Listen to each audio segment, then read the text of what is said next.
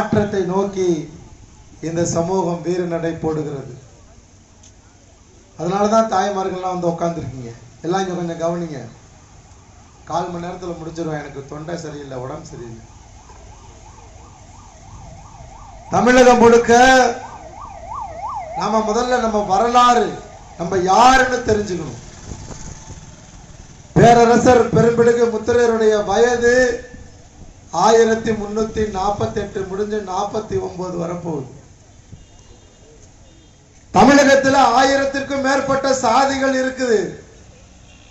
எந்த சாதிக்காவது 1000 கால வரலாறை சொல்ல முடியுமான்னா முத்தரையனை தவிர வேறு யாராலும் 1000 கால வரலாறை சொல்ல முடியாது.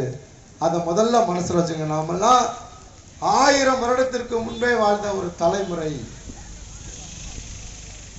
நம்ம வாழ்ந்தோம், என்னவா வாழ்ந்தோம்? சிற்றரசரா வாழல,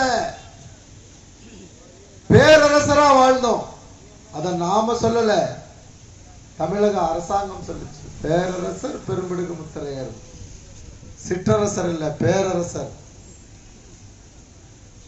நான் எல்லா படம், ஒரு படத்துல ஒரு பாட்டை பார்ப்பேன். வீட்டுல இருக்கும்போது பார்த்த பாட்டு எல்லா கூட்டத்திலயும் இந்த ஞாபகம் வந்துகிட்டே இருக்கு.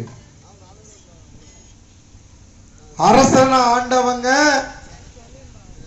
அரிசிக்காக நிக்கிறாங்க. எங்க ரேஷன் கடையில நாமெல்லாம் நிக்கிறோம்ல. மன்னரா வாழ்ந்தவங்க மண்ணெண்ணைக்காக நிக்கிறாங்க. இந்த நிலைமைக்கு காரணம் அதிமுக காரன். இந்த நிலைமைக்கு காரணம் திமுக காரன். நம்ம தம்பி எல்லாம் சொல்றான், குற்றச்சாட்டு. ஏப்பா, உங்க பிள்ளைங்களை நீங்க படிக்க வைக்கல, அதுக்கும் அரசாங்கத்தை சொல்றோம். நான் ஐபிஎஸ் வர முடியல, ஐஏஎஸ் வர முடியல. அறிவு இருக்குல்ல, நமக்கும் அறிவு இருக்குல்ல. அரசனா வாழ்ந்த ஒரு சமூகம் இன்றைக்கு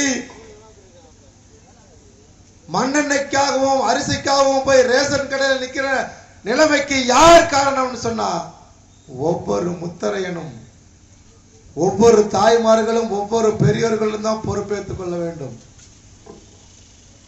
திமுக காரணம் என் நிலைமை எப்படி ஆக்கிட்டான். தப்பு பண்றீங்க, திரும்ப திரும்ப தவறு செய்கிறீர்கள். வீர முத்தரையர் முன்னேற்ற சங்கத்துக்கு வந்த பிறகு, தமிழர் தேசம் கட்சியில இணைந்த பிறகாவது குற்றத்தை ஒத்துக்கொள்ளுங்கள். தமிழகம் முழுக்க வாழக்கூடிய முத்தரையர்களே, குற்றத்தை ஒப்புக்கொள்ளுங்கள்.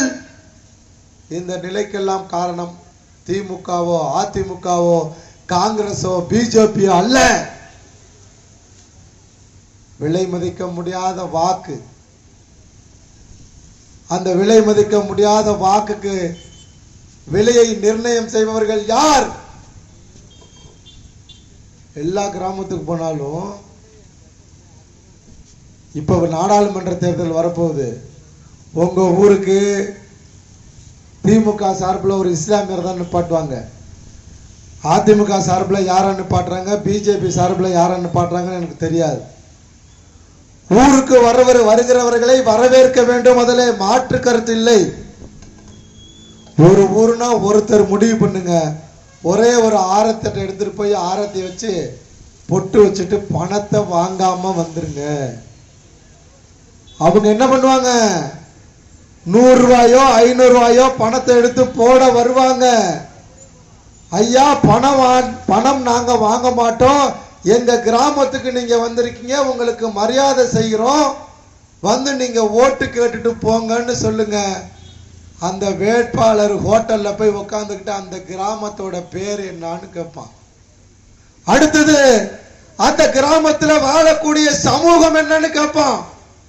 அப்ப சொல்லுவாங்க, இருக்க கிளை செயலாளர் வலையர் மக்கள் வாழ்றாங்க. அப்பா, என்ன ஒரு உன்னதமான குணத்தோட அந்த மக்கள் வாழ்கிறார்கள். பணம் கொடுத்தே வாங்கல, மரியாதை செய்ய மட்டும்தான் வந்தோன்னு நினைப்பான். ஆனா இன்னைக்கு என்ன நிலைமை இருக்கு? சின்ன சின்ன குழந்தைங்க கையிலெல்லாம் தட்டை கொடுத்து அப்படியே ஒரு 50 பேர் ஒரு கிராமத்துக்கு வந்தா நாடாண்ட சமூகம் 100 ரூபாய்க்கு 200 ரூபாய்க்கும் அது ஆரத்தி எடுக்கிற தட்டு அல்ல, பிச்சை எடுக்கிற தட்டு. அப்படிதான் நான் பார்க்கிறேன். என் சின்ன பிள்ளைங்களே நிப்பாட்டி வச்சிருக்கீங்க. எலெக்ஷன்ல ஓட்டு கேட்க வரவன் என்ன தெரியுமா முடிவு பண்றான்? இவனுடைய விலை வெறும் 100 ரூபா தான். இவனுடைய ஓட்டை வாங்கிட்டு நாம வெற்றி பெற்ற பிறகு நாம ரோடு போட தேவையில்லை, நாம தெருவிளக்க சரி செய்ய தேவையில்லை, இவனுடைய வாழ்வியலை மாற்றுவதற்கு நாம தேவையில்லை. வாழ்வியலை மாத்தணும்னு சொன்னா என்னவா? இவன் இந்த மாதிரி பிச்சை எடுக்கிற மாதிரி வந்து நிக்க மாட்டான் அப்படின்னு முடிவு பண்ணிட்டு போறவன் தான்.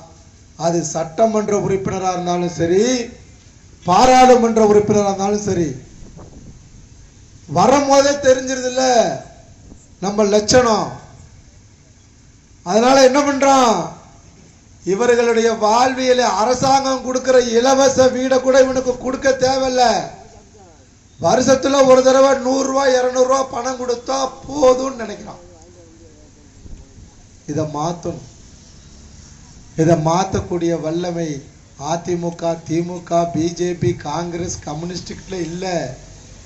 ஒவ்வொரு தாய்மார்கள்ட்டையும், ஒவ்வொரு இளைஞர்கள்ட்டையும், ஒவ்வொரு பெரியோர்கள்ட்டையும் தான் இருக்கு.